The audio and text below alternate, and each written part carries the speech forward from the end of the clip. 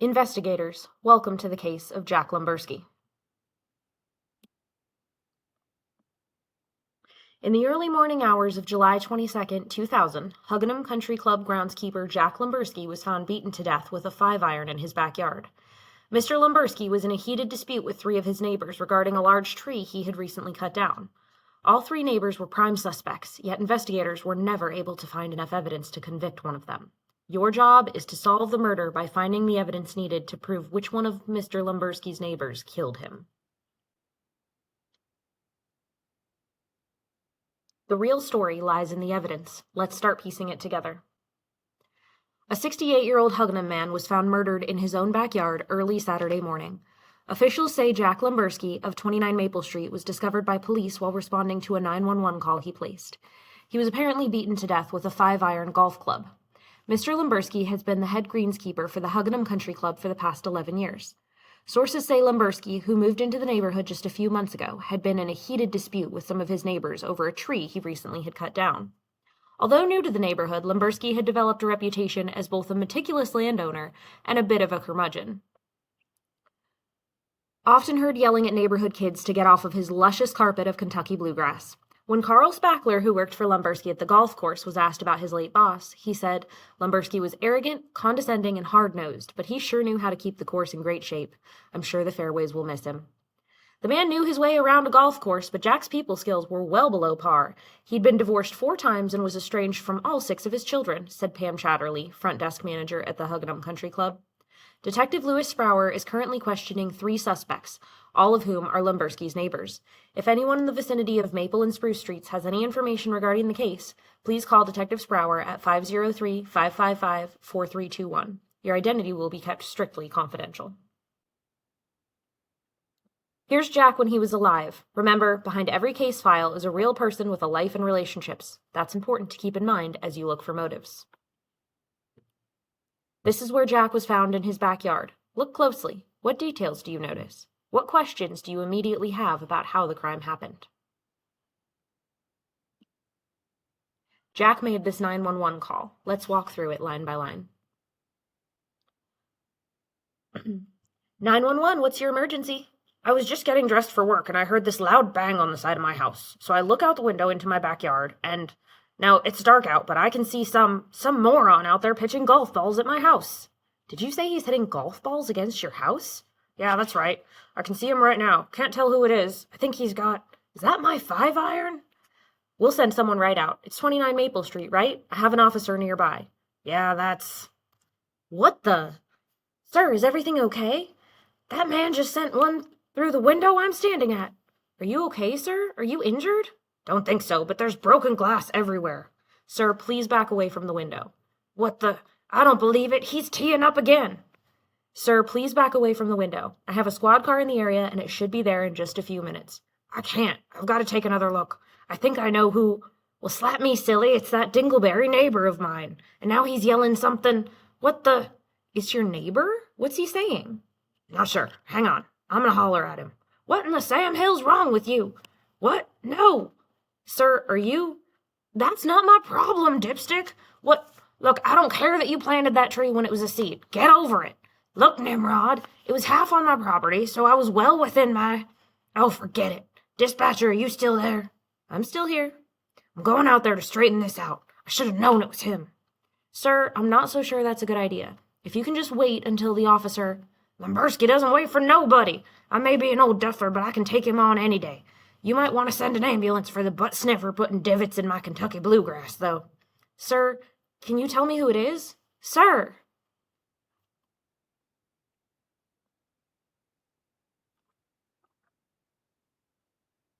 Here's a critical piece of background. Jack's lawyer wrote to him about a dispute with 3 neighbors. They wanted to prevent him from cutting down an old tree. Jack went ahead anyway. That's the source of the anger and the motive. Dear Mr. Lumberski, pursuant to the request of Martin Park, Sam Williams, and Jerry Anderson, this letter hereby prohibits removal of the maple tree, which, according to the surveyor's report, is the joint property of you and the 3 aforementioned parties. As of writing this letter, said tree is not diseased, nor does it currently pose a threat to life or property. You are within your legal rights to remove whatever branches hang over your property line. However, the tree must remain in place and unharmed. According to Mr. Park, when he expressed all 3 property owners' objection to you removing the tree, you replied that you didn't give a rat's patootie and promised to bring a few branches to his next gazebo party and shove 'em where the sun don't shine. Mr. Park, Mr. Williams, and Mr. Anderson have retained my firm for legal counsel regarding this matter.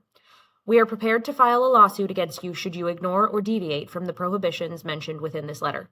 Consequently, we hereby request a good faith response to this letter as soon as possible. Sincerely yours, Elmer P. Havisham.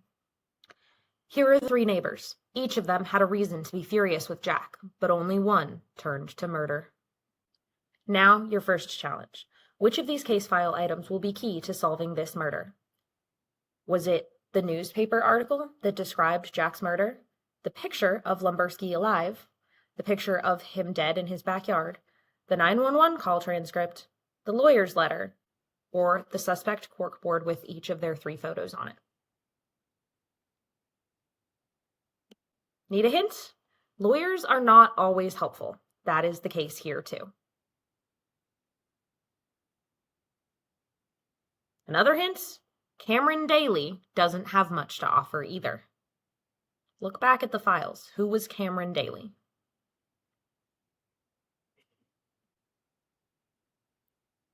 One last hint. Only one person saw the killer. You'll want to listen to everything he had to say. This photo of the tree stump shows just how deep that anger ran. Someone hated Jack enough to vandalize his yard. Could this connect to the killer's identity? Let's take a look at the police person of interest forms. Take a close look. Each detail might matter. All right, our first person of interest form is for Sam Edward Williams. He lives at 32 Spruce Street, Huggenham, Oregon. His phone number, driver's license, and birth date are provided. He is divorced. He's 36 years old. He was born in Portland, Oregon. He has a tattoo of a knife through the heart on his chest. He has no prior military experience, no martial arts. He does own a firearm. He has never been arrested before, has no felonies or outstanding warrants, and he's not currently under investigation for any crimes. He drives a Jeep. He works for Shasta Jeep as the general manager and has worked there for 6 years. His statements. I grew up in this neighborhood and everyone always got along before Jack moved in. The first week Jack the jerk Lumberski got here, he decided my above-ground pool, which had been there for a decade, was too close to his property. He actually had a guy from the town come out to measure. It was about a foot too close, and Lumberski had the audacity to make me take it down. And when I went to move it, it fell apart. I only get the kids every other weekend since my wife left, and now when it's hot, they'd rather stay at mom's and swim in her pool. Also, I had just finished restoring my dad's old 1964 Mustang. His 80th birthday was coming up, and I wanted to surprise him by pulling up in it at the assisted living facility he's at and take him on a little road trip. But that's not going to happen now because when Lumberski had the tree chopped down, a huge limb fell on top of the Mustang and flattened it. When I asked what he was going to do about it, he said it wasn't his problem, but he thought it looked better as a convertible anyway. I definitely had a beef with the guy, but I didn't want him dead. Not really. His alibi was that he was asleep. I was asleep by myself. Hopefully that doesn't make me guilty considering it was 4 a.m. All right, our second suspect is Jerry Philip Anderson. He lives at 34 Spruce Street. This is his phone number and driver's license number. He is married. He is 49 years old. He is from Walla Walla, Washington. He has an open heart surgery scar on his chest. He used to be in the Air Force and left with an honorable discharge. He has martial arts experience and owns a firearm. He is not currently under investigation, has no outstanding warrants or prior arrests or felonies. He works for Anderson Insurance Center. He is the owner and has worked there for 22 years. Here's his statement. I was sound asleep when that crusty old man got himself killed in his own backyard. Ever since he moved in, he acted like everyone else's property belonged to him. Before he had even unpacked all his boxes, Lumberski had one of his guys from the country club take down my wife's azalea bushes while we were at work. Said he had every right as he was allergic to the bees they attract.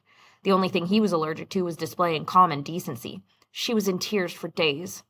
Also, my wife's been battling skin cancer on and off for the past few years, and having all the shade in our backyard from that big maple tree, the one he had just chopped down, meant so much to her. So once again, at Jack Lumberski's hands, my wife is beside herself. I was fast asleep last night at 4 a.m. Sorry I can't be of more help. What happened to him wasn't right, but as nasty as that old man is to everyone, I can almost see how someone could lose it and want to whack that miserable man. His alibi is Laura Anderson, his wife. She was asleep beside him. Our third person of interest is Martin Stan Park. He lives at 27 Maple Street. There is his phone number and driver's license. He is married. He is 38 years old. He was from Salem, Oregon. He has one appendectomy scar from having his appendix removed. He was not in the military. He does know Taekwondo. He does not own a gun. He has never been arrested, has any prior felonies, no outstanding warrants, and is not currently under investigation. He works for the Oregon Agricultural Association as an arborist, someone who takes care of trees. He has worked there for 16 years. Here's his statement. Our 11-year-old son, Toby, had been away at camp the past couple of weeks, and while he was gone, I built him a treehouse as his birthday surprise in that very maple tree Lumberski wanted to chop down. I, along with a couple of my neighbors, had a lawyer prohibit him from doing so we figured that took care of that. But we were so wrong. When my wife and I brought Toby back from camp on his birthday, we drove into the driveway to see the tree, along with Toby's new treehouse, torn down and strewn all over the ground. You cannot even begin to imagine how upsetting that was for all of us, especially Toby. Lumberski was a cold, heartless man, and I know I shouldn't say this, but I'm almost glad he's gone. We don't recall hearing anything out of the ordinary last night. His alibi is his wife, Lisa Park. She was sleeping.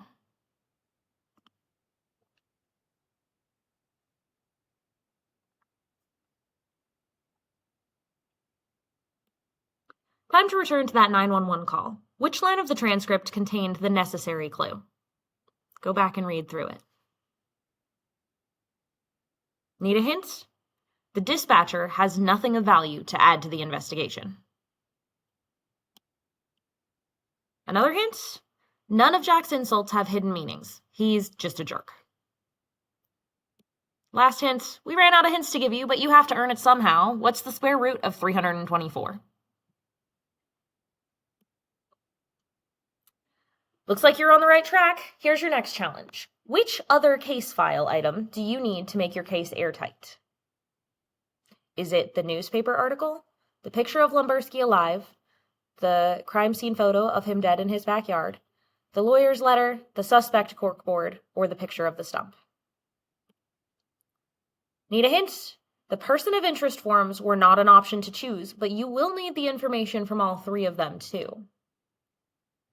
Another hint? The yearly cycle of the seasons affects the way trees grow.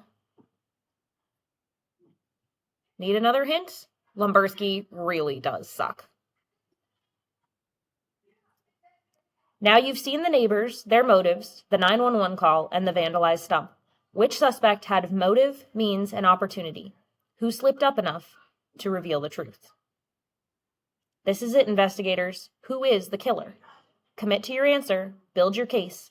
Remember, it's not just about who you think did it. It's about what evidence proves it.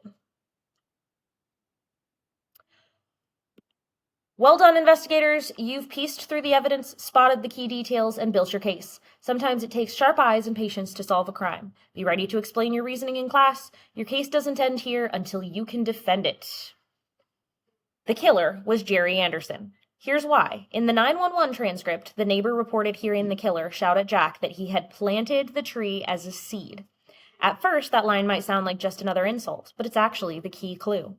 If you look at the tree stump and count the rings, you'll see how old the tree really was. The rings prove that the tree had been growing for decades. Only one of Jack's neighbors was old enough to have planted that tree from a seed, Jerry Anderson. That means Jerry wasn't just angry about the tree being cut down. It was personal. It was his tree. And when Jack ignored the complaints and cut it down, Jerry snapped. The evidence leaves no doubt. Great work, investigators. You solved the case. Remember, the smallest details, like a single line in a transcript or the rings of a tree, can be the difference between a mystery and the truth.